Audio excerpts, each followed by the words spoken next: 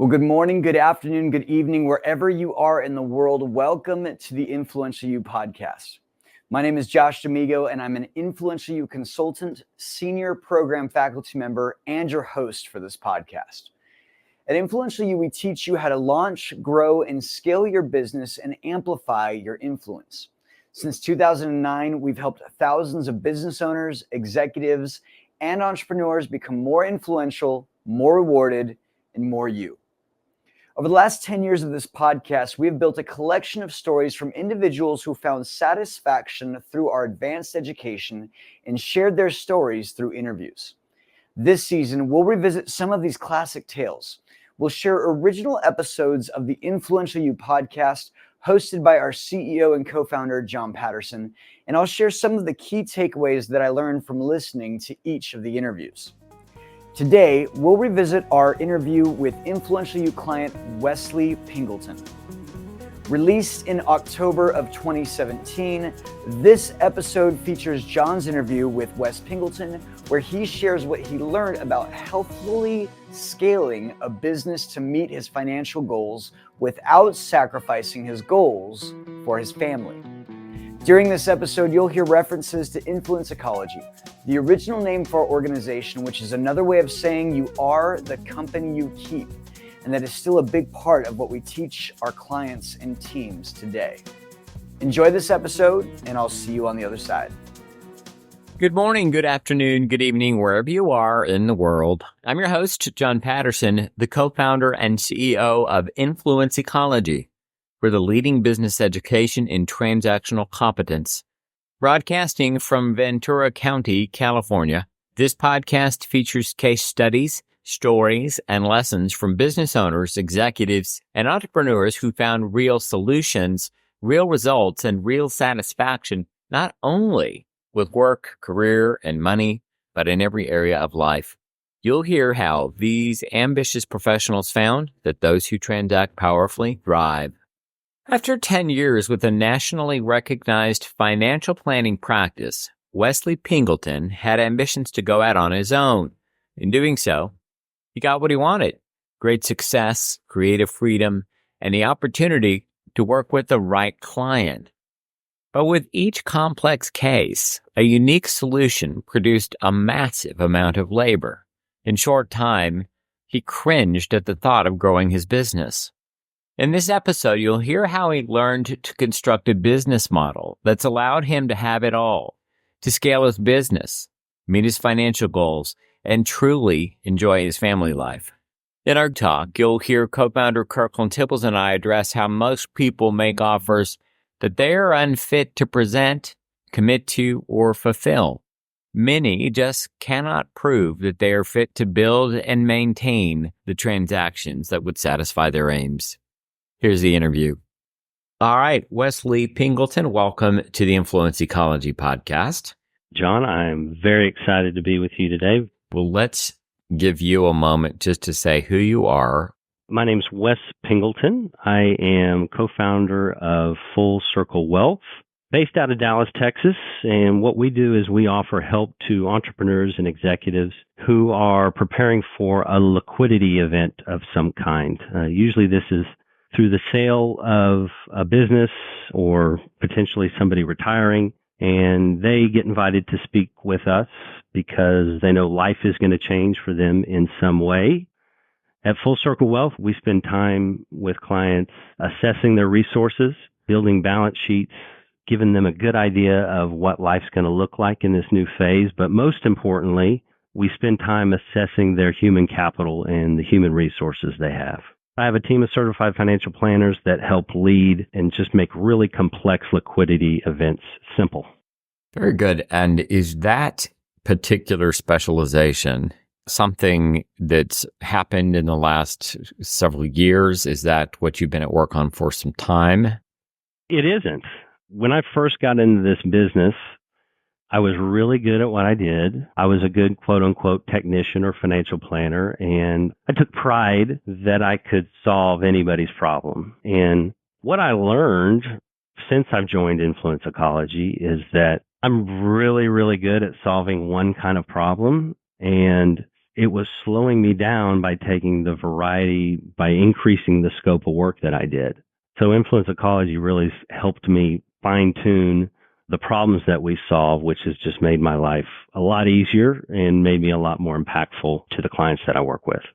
And looking at your notes, one aspect of what you talk about, you were growing in a way and succeeding in a way where you say in your notes, you cringed at the thought of growing your business because of the amount of work that it involved. And I know for many people, when they consider growing their business or scaling their business, they often wonder, my gosh, do I want to work that hard? Or how might I alter my offer or my role in it or how I work so that I could grow larger or I could scale up, but not have to work so much, not have to busy myself in the way that you were concerned for.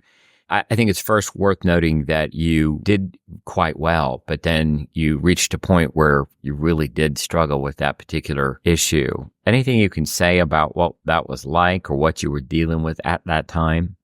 At that point in time, that's exactly when I found influence ecology. In the previous life, I worked as an employee. I had a team that helped me. I had a really great identity, and I just had this notion that I wanted to be a business owner. Oh my gosh, how great would it be if I could have all this creative influence and freedom, which I now know that's important to me. And very quickly, I got everything that I wanted. But what I found was that I was also involved in other functions of the business that in a previous life I didn't have to do. And so I often thought, how great would it be to just have this really small business that I could control, I could do and have the influence with the clients based on how I felt things should be done. And I found myself in this corner where I just cringed at the thought of bringing on a new case, which isn't like me. You know, I love to go talk about new ideas, but the amount of labor that was involved, the amount of maintenance that I had to put forth to just maintain the current clients that I had really just created a breakdown for me where I wasn't enjoying the work I was doing, even though according to my plan that I had, I was way ahead of schedule. And it impacted your family too, yeah? It did. When we first started the business, Shelly and I, we lived in a 1,400 square foot house with 2 kids. I'm a financial planner. I had the finances right. Our overhead was really low. We were one big happy family of 4. And within 2 years, we had 2 more kids. So with that, I had this really successful business that was requiring a lot more labor than I thought it was going to require. I had this growing family that I wanted to be influential and be with my kids. What I found was I had these really great ambitions as a business owner. I had these really great ambitions as a father, and I really wasn't doing either well. And that bothered me. Well, let's stop and talk about that for just a second. That's not uncommon for people to experience that they're quite good in one place or one area or one condition of life, but not so great in another, or there's imbalance. I can't tell you, Wes, the number of people that approach us and are seeking some kind of balance, whether or not they'd like to spend more time with their family, or they'd like to spend more time with certain hobbies, or they'd just like to not work so much, or they'd like to be able to work less and so forth. So when you first started to participate here, did you start to recognize right away that there was something missing? And if so, then what was that? I did. I would say whenever I first started the Fundamentals of Transaction program, I really couldn't articulate why I was joining. If you would have asked me how things were going at the time, I would have said, man, they're growing great. Would have cited some financial metric that said, look, I'm 2 years ahead of schedule, but I knew I wasn't really proud of the work I was doing for some reason. And so whenever I joined the program, I think the biggest impact that I had initially was learning the idea of commitment. And I always prided myself in always doing what I said I was going to do. You know, I grew up in Oklahoma City. That was part of our ethic. That's how you know you're working with somebody is based on their commitment. And for me, one of the things we did in the Fundamentals of Transaction program is inventory commitments. And it reframed just what happens and how you're viewed when you renege on a commitment. And these are always things that I was aware of, but whenever you inventoried the commitments that I had at the time, it really made me think carefully about taking on any more, because I just realized I had my hands full. With the Fundamentals of Transaction program, that's the single biggest impact, because what I realized was I was running around as a business owner and as a father, overwhelmed all the time. It made me really careful about the commitments that I would take on as a business owner, and it made me really evaluate the commitments I've already made and feel okay to say, look, I know I said I'd do this, but I just can't. It helped me get out of overwhelm, which was really the first big aha moment that I've had in the program. So focus on transactional competence might be able to get you through what you were dealing with, or to move you from overwhelm into a lot more freedom. So in your own words, anything you can say about how that comes together? Yeah, it starts with getting very, very clear about what your aim is. Everybody talks about goals.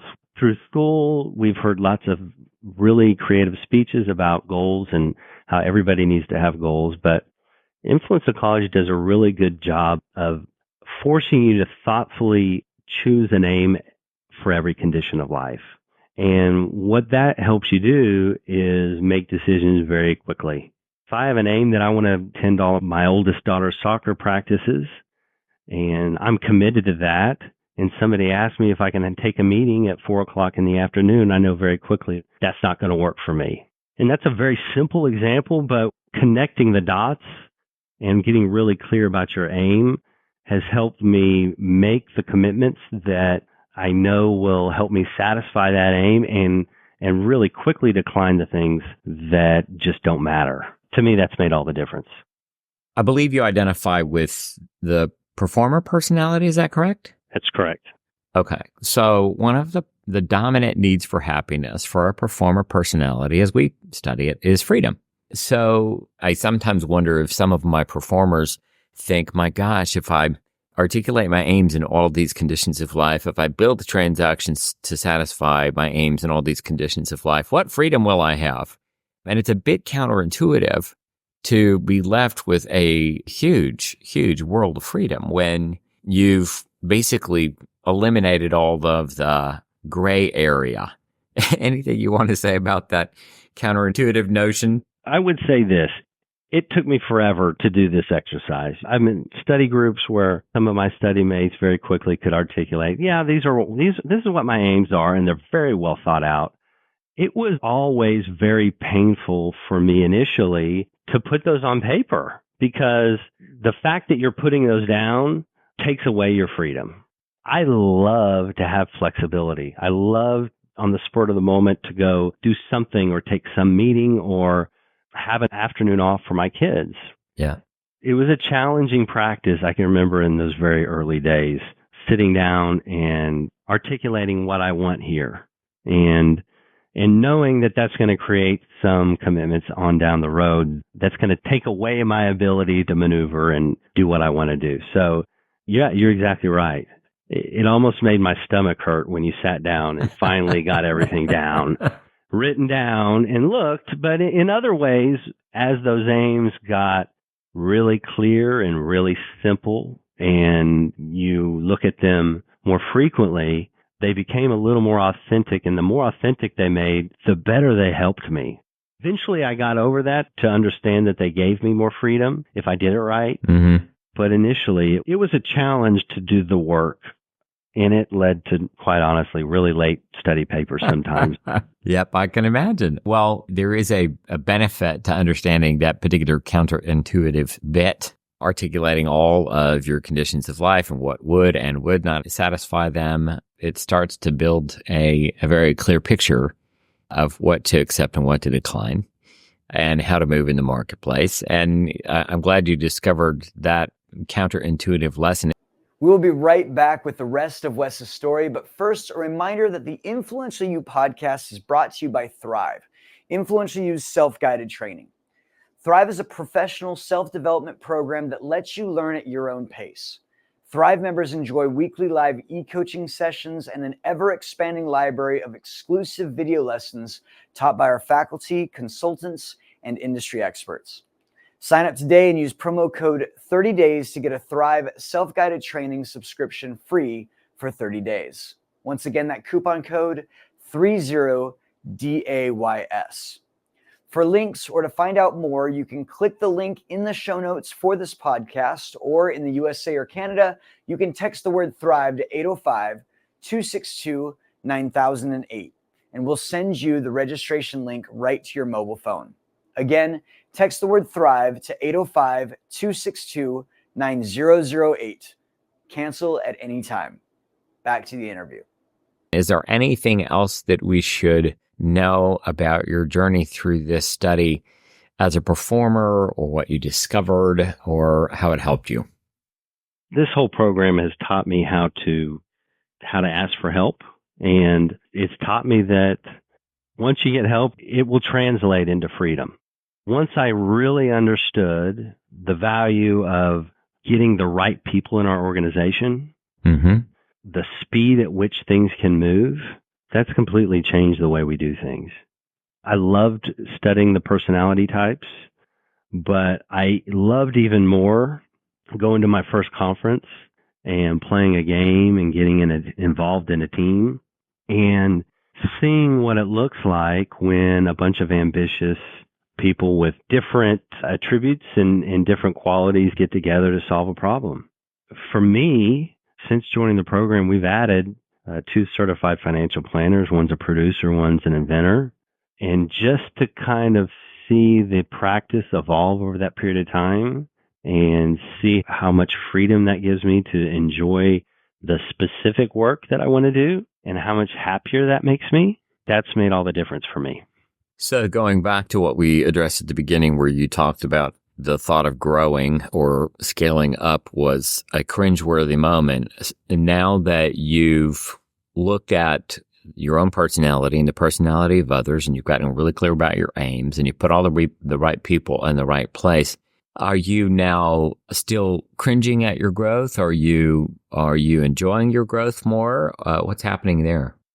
Well, so the work I'm doing is I get to spend my time with my clients, which I love, and I get to spend my time in invitation, inviting people to hear about what we do, which I love. The labor of some of the back office functions I was involved in initially has largely been taken off my plate, and I'm passing it to somebody who loves to do that work. So it's an exchange that is win-win. And so for me, I just get lost in inviting and finding the right families for our firm. To answer your question, I don't cringe. We've developed a whole process where we have essentially reinvented the way we invite people to learn about our firm. And I love going through that program with people. I love reinventing it with the team to make it better. And every time we get an accept for a new planning client to come on board, I get to do the things that I love, and other people do too. That's fantastic. You're talking about your planning council, was that right? I saw that in your notes that you've reinvented that particular process and you call it the planning council. Can you say something about that? So there are a lot of assets to freedom.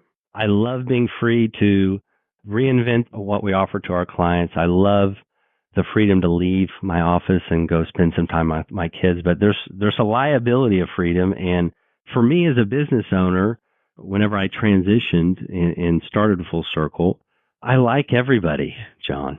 I mean, I like that is true about you. I like everybody, and so we would get referrals, and I liked them, and we would bring them on board. And I would labor to do what I thought was a good, solid financial plan for them. And what we discovered once we started bringing the team on and really building out a resourceful, balanced team, is that there are just some decisions that I should make. And whenever you bring 3 clients on at the same time, it forces labor and forces attention off of current clients, which isn't good. So what we've decided is a way to get some of the decision making off of me. And so we created it's a process called planning council. And essentially, if a family is invited to learn about us, we'll spend 60 days with them. And our offer to them is, look, adding clients to us that aren't a good fit is very high cost to us.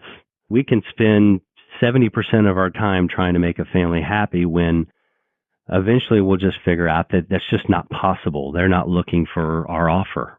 And so for them, one of the things potential clients are looking for is, look, we don't know anything about you, and we're really not excited about risking any capital until we kind of know who we're dealing with.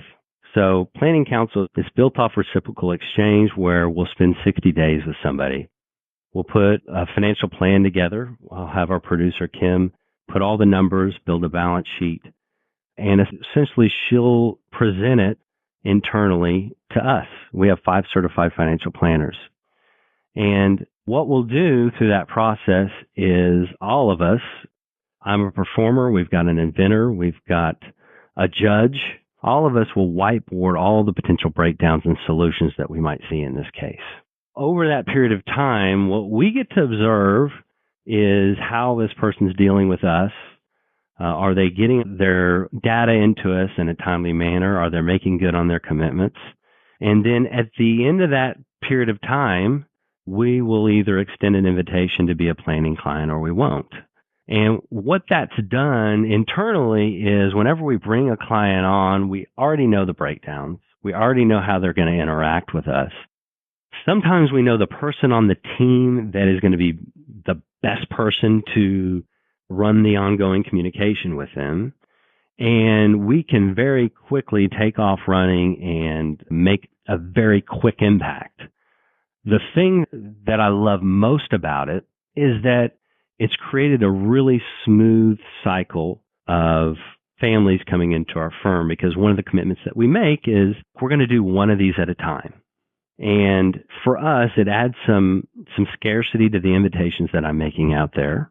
In addition, it really ensures that our current clients who rely on us quite extensively to work with them throughout the year, it ensures that our team is always going to have enough time for them. And for the person that's coming in, it really focuses and concentrates all of our firm's resources on just that one case. And just the recommendations and the ideas that are thrown out have made a real big difference in the product that we've put out there. And we've even found in the markets that we're working that they're using our language. I had a person that just went through it, and at the very end, I invited him, look, I've loved working with you. How do you think things have gone? And he said, do you mind if I extend an invitation to planning council to this person? And I showed him how to do that. That's great.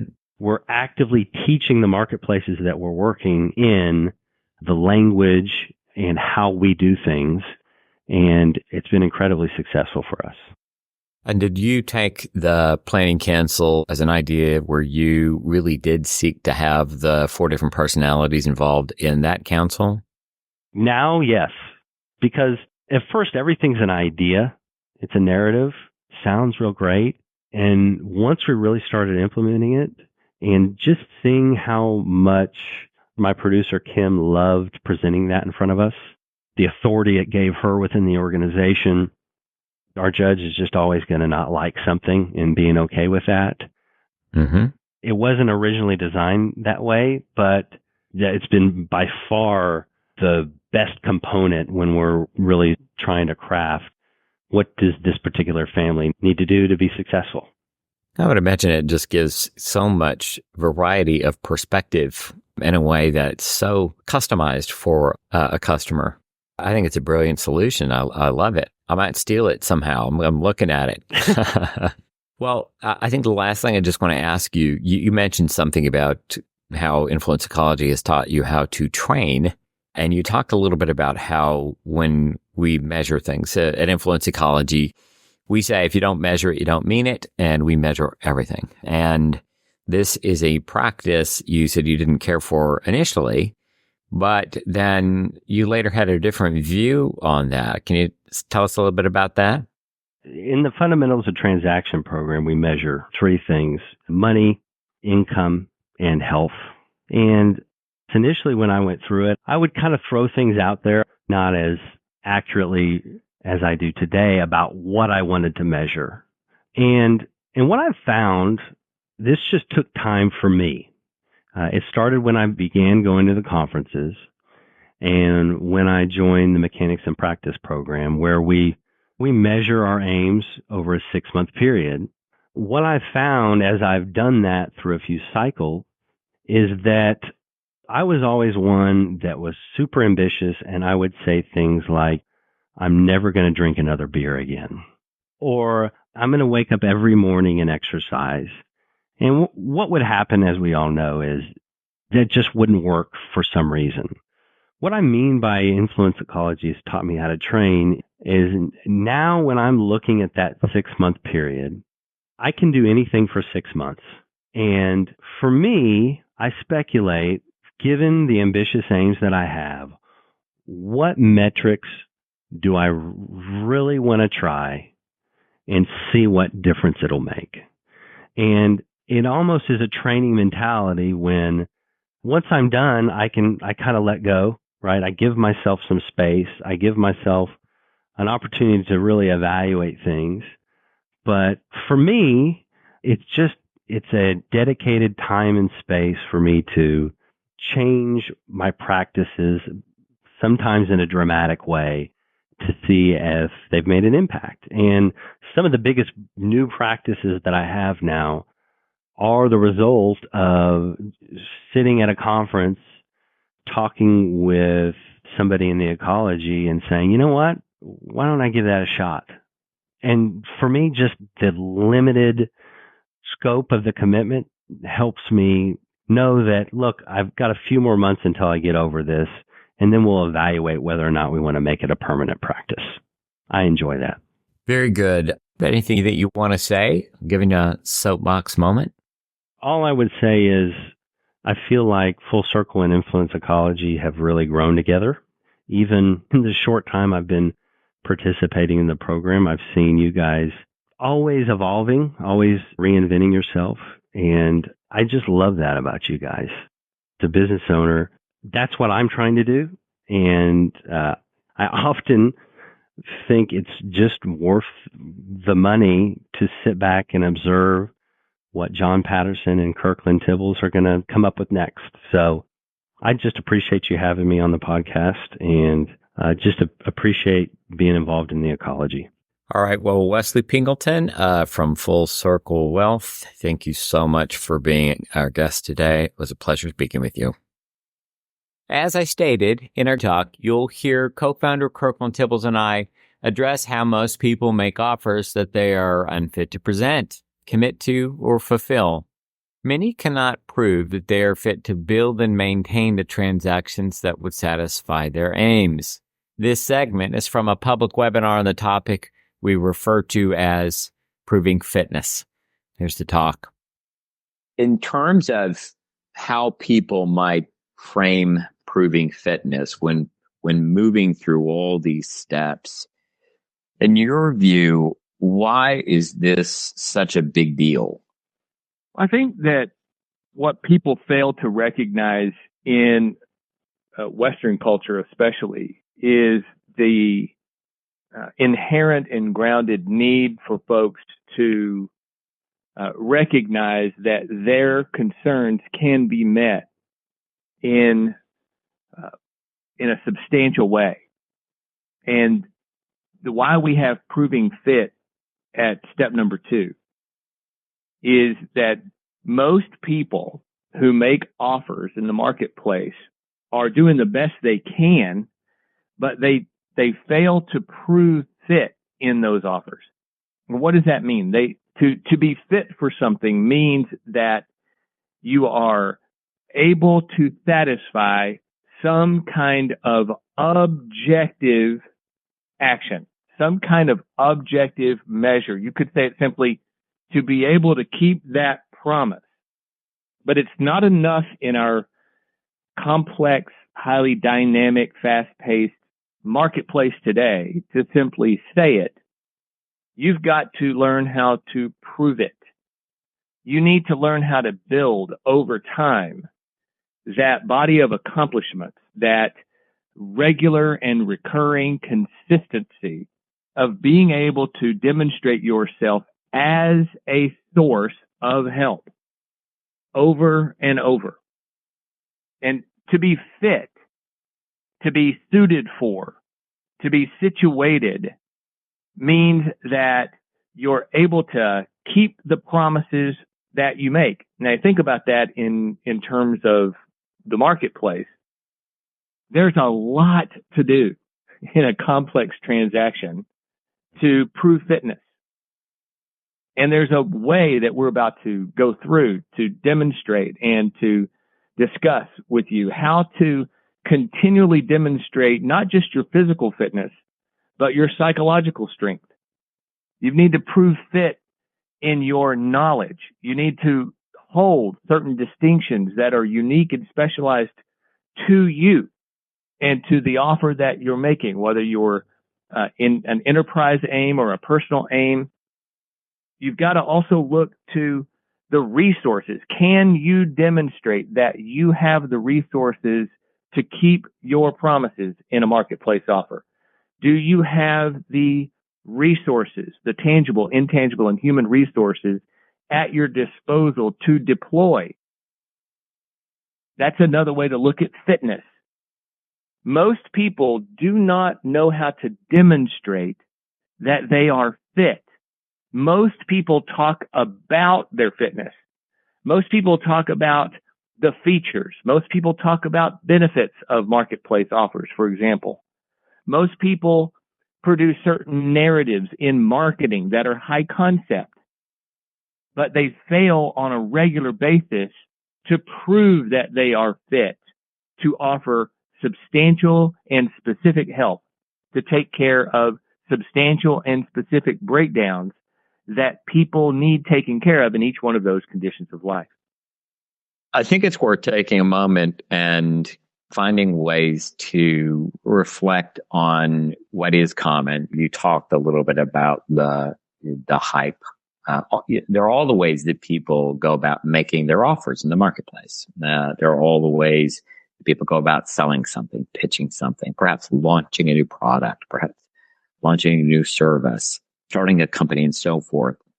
If we think about the things people are messing up, where they don't demonstrate their fitness, first of all, what would you say that they're not attending to, and to whom are they not attending to it with?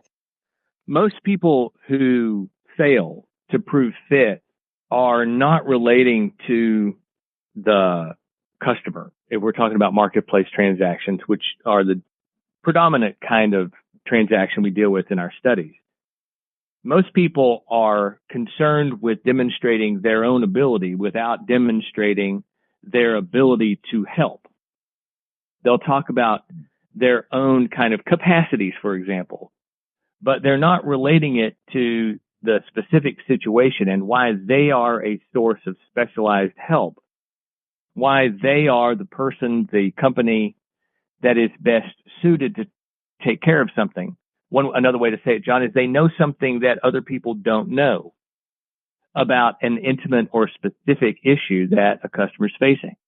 They aren't fit. They aren't fit financially to keep the promises that they're making. Many times people are doing their very best efforts to provide a good idea that they think that the market might actually, and they may even be right about it, John, it might be a really good idea that the marketplace is in their mind ready for this kind of fix or this kind of product or service, but they're not fit to deliver it. They don't have the financial or the physical resources to take that offer to the marketplace, but yet they're out there doing it anyway. I'll give you another example. Some people, especially entrepreneurs, have a tendency to get a good idea, to compile a team even, maybe even build some modeling, and they'll rush out into the marketplace, but they're not prepared to satisfy the kind of contractual constraints. They don't know the ins and outs of a particular legal jurisdiction, for example. We just have an example of a young business person out here in our local area who was building a very big business and then got approached by the jurisdiction and found out that they weren't correctly permitted for that particular activity. Yeah. It was a good idea. And in fact, the way that they were building their nice enterprise, they were correct. They were serving something, but they didn't have the competence to transact all the way around the transaction cycle because they simply were not fully fitted for this particular enterprise in this particular jurisdiction. And that is a mistake a lot of people make. If you'd like to know more about us, go to influentialyou.global and explore our courses, consulting, and conferences. We offer a 4-year curriculum for those seeking an advanced experience. However, if you're brand new to Influential You, we recommend that you start with Thrive. It's our self-guided training. Thrive is a self-guided program that allows you to learn at your own pace. Our Thrive members enjoy weekly live e-coaching sessions and an ever-expanding library of exclusive video lessons with our faculty, thought leaders, and industry experts. You'll get proven proprietary tools to accurately assess your career and develop a realistic strategy to achieve your aims faster. Your membership also includes chat access to faculty plus discounts to our transformative conferences. Sign up today and use promo code 30DAYS or 30 days for a free 30-day test drive of Influential You's Thrive program. That code, 30 days, and you may cancel at any time. Thank you so much for listening in today. You'll find new episodes on our website, Facebook, LinkedIn, and YouTube, so you may easily share this with others. You can also subscribe on iTunes, Stitcher, or any place you get your podcasts. Next week on the Influential You podcast, we have Ron Sprangler and how he was able to build a powerful identity in his corporate environment by using our program. We hope that you'll join us. You may check out our show notes for links to connect with our guests, plus links to websites, books, or any special downloads we may have talked about on today's episode. This season's podcasts were made possible by the Influential You staff, faculty, and our wonderful members all around the world, with a special thanks to our executive producer, Tyson Crandall, Joey Anderly, who is our in-studio producer. Thank you, Joey. With contributions from John Patterson, Michael Teehee, Daryl Anderly, Paul West, and Liz Smiley, and a special thanks to our guest, Wesley Pingelton. The Influential You podcast is produced in Ventura, California, and this episode was originally recorded on October of 2017. The podcast theme is by Chris Standring, entitled Fast Train to Everywhere, and if you haven't yet offered a rating or review, I ask that you take a moment to go to iTunes or your podcast app and let us know what you think. This helps us more than you know. We'll see you next time on the Influential You podcast.